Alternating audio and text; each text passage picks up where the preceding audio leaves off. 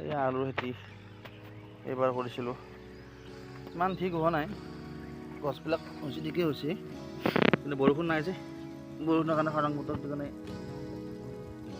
এটা অলপ কি ফল হৈছে সেইটো গম পোৱা নাই বাৰু। এটা আলু খালি চাওঁ ৰ'বচোন কেনেকুৱা হৈছে, ভিতৰত কিবা আছে কি নাই গম পোৱা যাব। আৰু হৈছে সৰু সৰু ডাঙৰ হ'ব নাপালে, বৰষুণ নাই যে, আৰু ইয়া হোৱা নাই বাৰু, আৰু কেইদিনমান যাব লাগিব, আৰুতো ডাঙৰ হোৱাই নাই, ডাঙৰ হোৱা লাগে আৰু মোটামুটি একমাহ সময় লাগিব আৰু। এই সৰিয়হ দিয়া গৈছিলে অলপ, সৰিয়হটো বাকী ইফালে দিয়া গৈছিলে অলপ মূলা, মূলা চাওক বগা মূলা, এইয়া বগা মূলা কৰা গৈছিল চাব মানে,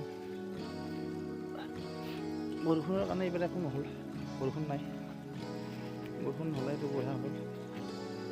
এই একদম মূলা বগা মূলা চাওক ধুনীয়া হৈছে, সৰু সৰু হৈছে, ডাঙৰ হোৱা নাই।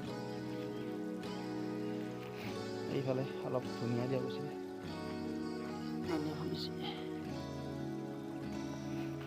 বাকী এনে আলু ভালে হৈছে, আৰু কেইদিনমান পিছত ইয়াত তুলিব পৰা হৈ যাব।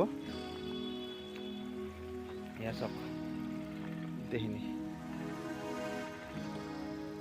বাকী নেক্সট ভিডিঅ'ত মই দেখাম বাৰু আপোনালোকক আলু উঠালে কিমান হয় আলু।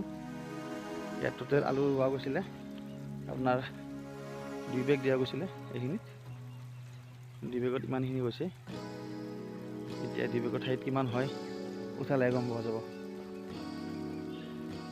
বাই বাই, ঠিক আছে।